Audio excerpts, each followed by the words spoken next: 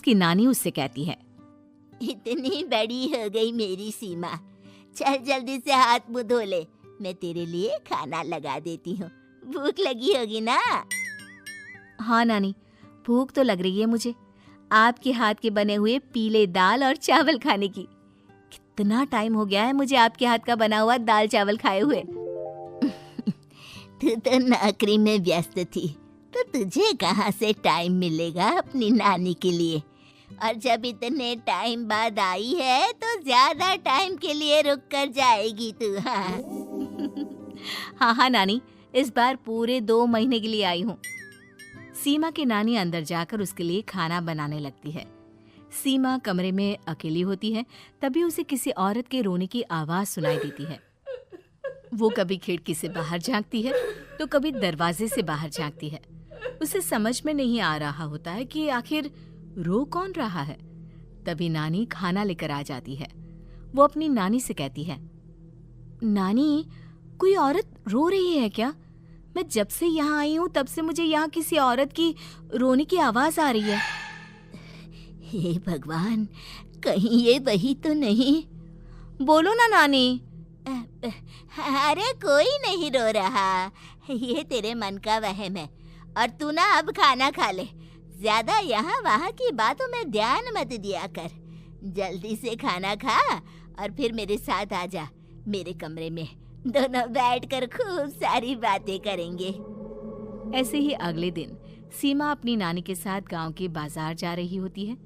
उसी रास्ते में फिर से किसी औरत के रोने की आवाज आती है। वो अपनी नानी से कहती है, अरे नानी, क्या सच में तुम्हें अभी भी किसी औरत की रोने की आवाज नहीं सुनाई दे रही? मुझे किसी औरत की बहुत बुरी तरीके से रोने और चीखने की आवाजें आ रही हैं। मैं बहुत परेशान हूँ नानी, आखिर ये कौन है? मुझे लगता है कि सीमा को शहर भेज देना चाहिए, यहाँ रहना उसके लिए ठीक नहीं। नानी बोलो ना, आप चुप क्यों हो जाती हो? सीमा, तू घर चल, मुझे तुझसे बहुत जरूरी बात करनी है। नानी सीमा को घर ले आती है और सीमा से कहती है, सीमा, कल सुबह तू शहर वापस चली जाएगी। अरे अचानक? आखिर क्या बात है नानी, आप मुझे ऐसे जाने को क्यों कह रही हो? मैं बस जो कह रही हूँ उस पर ध्यान दे। तू कल सुबह यहाँ से चली जाएगी, और ये बात मैं कोई मजाक में नहीं बोल रही। तू कल जाएगी तो मतलब जाएगी। अरे नानी, चली जाऊंगी मैं, ठीक है, पर आखिर बात क्या है ये तो बता दो। मम्मी से कोई बात हुई है या फिर मुझसे कोई गलती हुई है जो तुम मुझे अचानक से जाने के लिए बोल रही हो?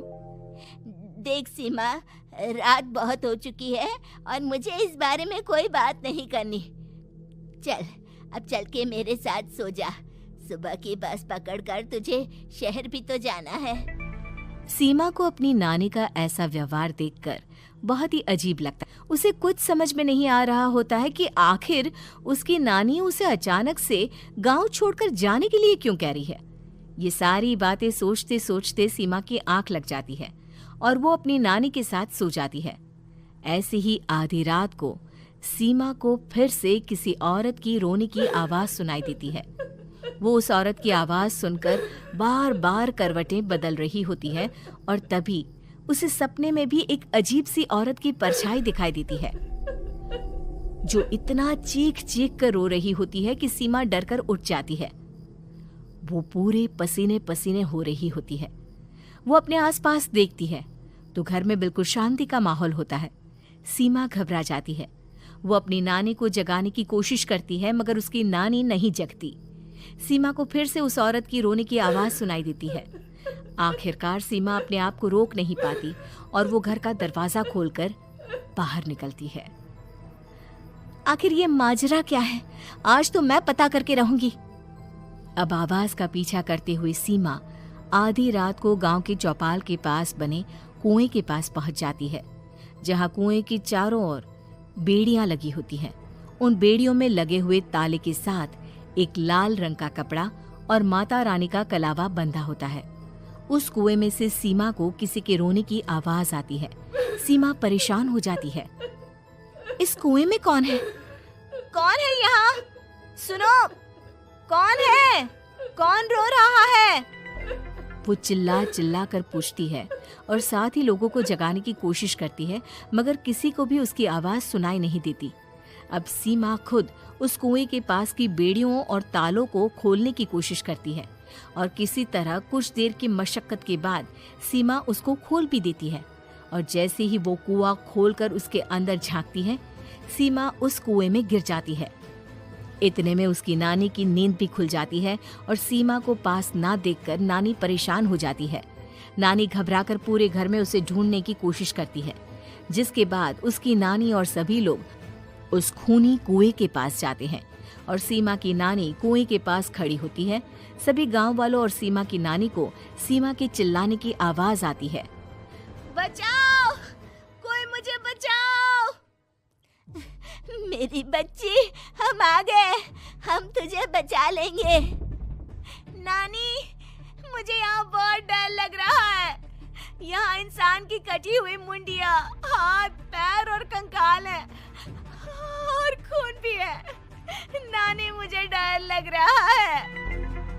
आप सब मेरी मदद कीजिए, नहीं तो ये खूनी कुआं मेरी बच्ची को भी खा जाएगा। अरे मुझे तो ये समझ में नहीं आ रहा कि आखिर इस खूनी कुएं को खोला किसने। सालों पहले इसको इतनी मुश्किलों के बाद तांत्रिक बाबा ने बंद किया था। अरे पूरा गांव खूनी कुएं के बारे में अच्छे से जानता है, तो कोई भी जानबूझकर तो ऐसा करेगा नहीं। मतलब किसी ने अनजाने में इसे खोल दिया है भैया।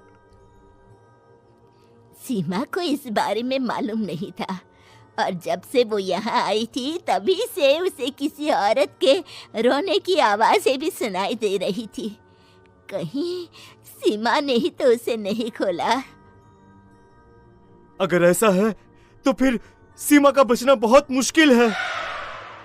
वहीं कुएं के अंदर सीमा रोते हुए बैठी होती है कि उसे आवाज सुनाई देती है जो कुएं के बाहर खड़े गांव वालों में से किसी को सुनाई नहीं देता। आज सालों के बाद मुझे ताजा खून मिलेगा। तेरा खून पीकर आज मैं अपनी प्यास बुझाऊंगा।